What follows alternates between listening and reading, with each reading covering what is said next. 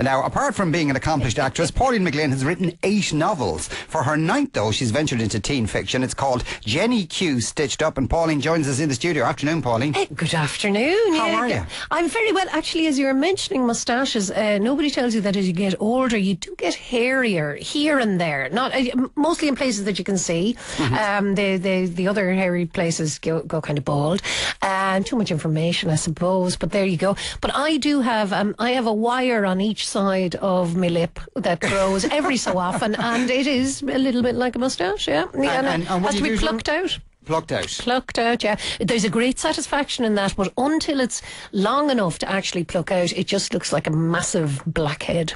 Is it not extraordinarily painful to pull a hair out of your... Look, if you're a woman, there's nothing more satisfying than a tiny little bit of pain, and then to see, that you've done some good in the world. Oh, yeah. That's why I'd never get me eyebrows done by anyone else. Right. Because I like plucking them myself. You like a bit of pain. But the feeling that you've added to the amount of goodness in the world. Yeah, you see. That can be applied to so many different situations, and really. it's kind of like DIY as well. If I could do DIY liposuction, if that's how you pronounce it, I would, because that's the next thing. I'm going to be 50 next month, and I've decided I want to be like 2 sizes smaller. Oh yeah. I mean, not in my head.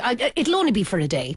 I'll be 38 the day before, and I'll be 38 the day after, because that's what I'm admitting to these days. I'm going to be 38 for a very long time, but just for one day next month, I'm going to be 50. Yeah, and that'll be the end of it. Are you going to embrace it, or are you going to be for a day? Yes. Other than that, what's the point? For goodness sake. This getting older business, I don't like it at all. Which is why, actually, one of the reasons there's a great joy in writing teen fiction, because I get to be 13 most days in my head and just write about the great embarrassment that started in my teen years, and that none of us ever lose, I don't think. You get kind of better at covering it up, but inside you're thinking, I am the biggest idiot walking this earth.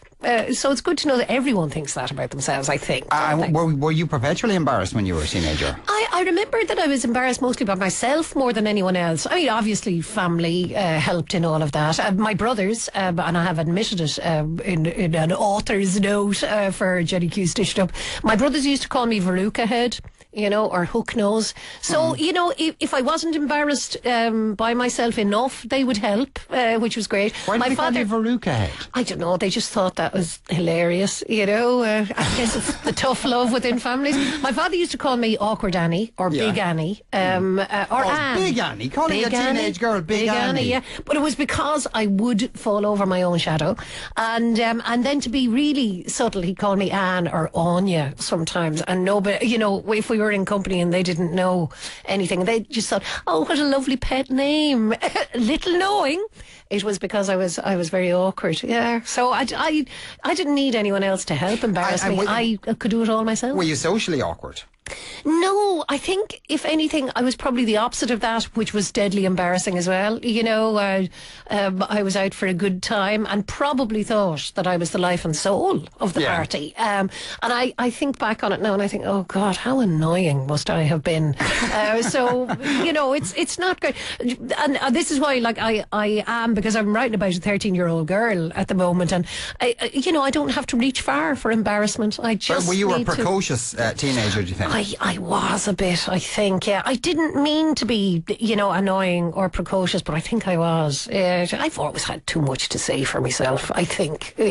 I'm learning to let other people share now in conversations. Okay. I've had to train myself, isn't it? You haven't got a word in. No, that's the whole point. The whole point is to give you a rest. Is to give me a rest. from talking. But did you enjoy your teenage years? I did. Well, I tell you, I was lucky enough that I enjoyed school. I really liked going to school, so that helped. When you don't like going to school, I think it must be torture to be a teenager.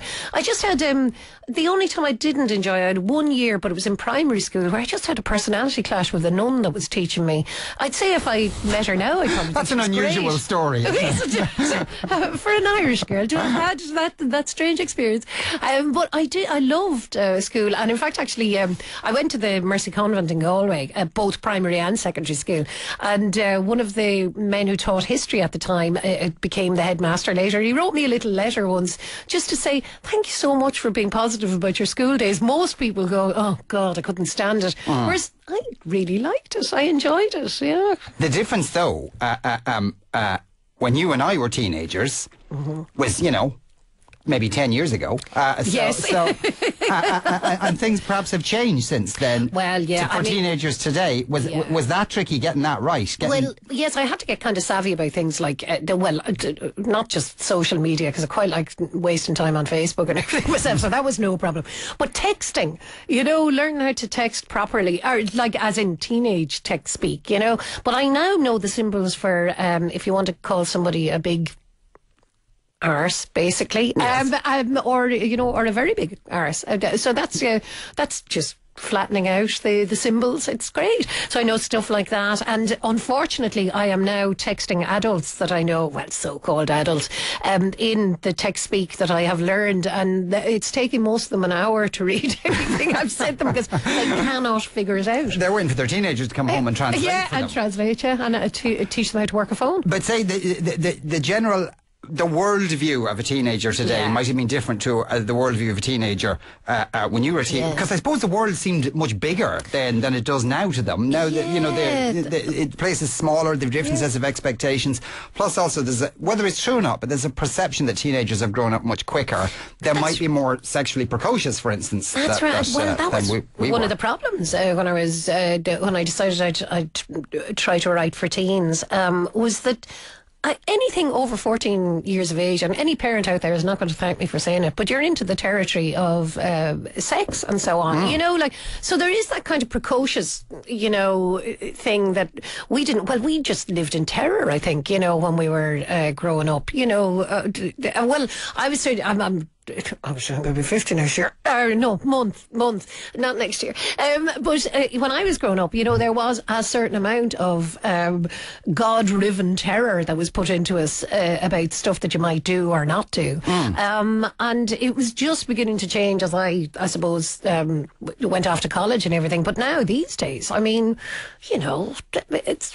everything's a lot more sophisticated. And I guess, people do grow up more. I mean, I just read the Hunger trilogy, the Hunger Games trilogy, I should say, and it's for slightly older readership than I'd be writing for, and obviously there's an adult crossover there as well, but I couldn't believe it in the end. It was like it came down to teenagers killing one another for entertainment, not now of their own volition, but they were made do it so that it could be televised and keep everybody in line in this country Panem, and it was like a very moral book, but fairly terrifying that they were. I mean, I'd be a vegetarian if I had to kill my own food. A carrot, yes, I can deal with. But if I had to kill a cat and eat it, I couldn't do it, or a cow or a rabbit or anything. So in terms of taking into account the ages of your readers and taking into account the experiences of your characters, how do you, is there a certain, given this is your first time into teen fiction, was there a certain amount of hit and miss and pitching it at the right level? Well, I had to, it's funny, this is one of the ones I've rewritten most, because I had to trust people who work in young adult fiction who would say you can't say that, or that's not going to work, so, but I am reading a lot of fiction now, teenage fiction, and I think I sort of know where I'm pitching myself at. What I really want, though, on top of everything else, is that in Jenny Q Stitched Up, there's a lot of knitting, because I do a lot of knitting, and I've put patterns on the back, so I'm hoping that knitting, which is quite hip again, that I'll provoke a huge knitting, I don't know, what would you call it, rebellion amongst teens. There is a thing where they do knitting and they put it around trees and stuff like that. Well, yes, it's guerrilla knitting, apparently. Where you could upholster a tree, yes. or a post box. That There's some sort of political message behind it. I failed to. Are a lot of teenagers knitting? Well, I hope so, and I hope that they will be. Yeah, I mean, my mother taught me to knit when I was a teenager, and over the years, I've fallen out of doing. Well, cats love when you're knitting. I have two sort of fairly obedient ones now who aren't that interested in what I'm doing. But I remember I would have cats sleeping in the boxes of yarn, and so anything you'd knit would be half cat, half hat. You know, so That's it's nice. like, well, it was cosy. It was Yes. cosy, but you know, try explaining that to the person you'd gifted a said hat to. And what would you knit? Well, I mean, indeed, hats, sweaters that always went wrong. You know, because if you don't do, it's all explained in the book, almost like a metaphor for life. You do up a tension square so that you know what your measurements are. You know your parameters in life, and then you suit whatever it is you're knitting to that. Right. And so, how often would you knit? Would you knit every day? I knit every day, I do, because I'm actually knitting a lot of tea cosies at the moment. I'm going to sell them for my 50th birthday. Sell them online, 50 tea cosies, just to market, you know, because that's just the nuttiest thing I can think of. And I'm having a great time, yeah. I now buy yarn online. That's what I look up. You know, when other people are looking up videos on YouTube, I'm looking up yarn online. It's oh God Almighty!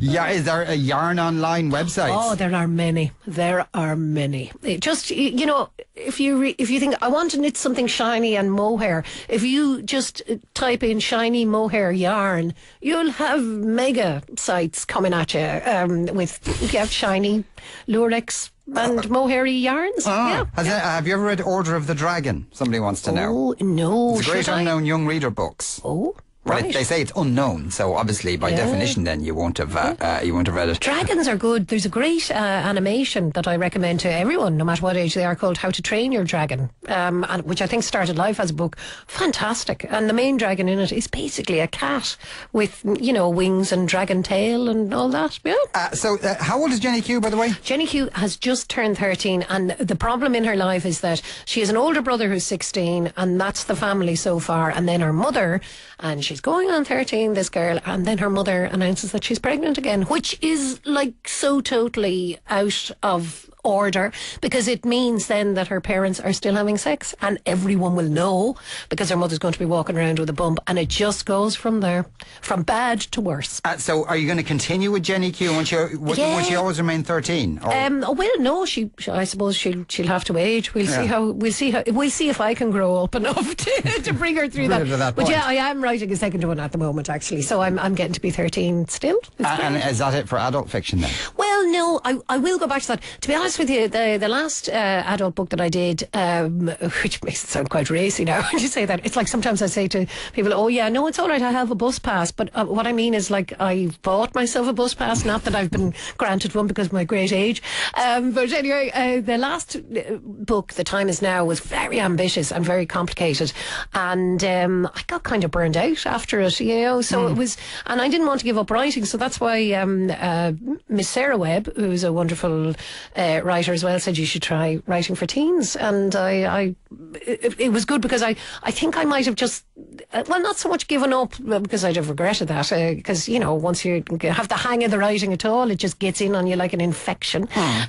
So it was lovely to have something to turn to, and Jenny Q was it. So yeah, I think I might be nearly ready to go at a bit of adult fiction again now, but they're longer books. Yeah. So yeah, probably less money as well. Oh yeah, well, there's no money left. Money, yes, you know, in the country, let alone writing. But there you have it. The book is called Jenny Q, Stitched Up. Pauline McGlynn, thanks a million for coming in to us. We're going to take a break after that. Can you colour your poo, and can it make you feel better?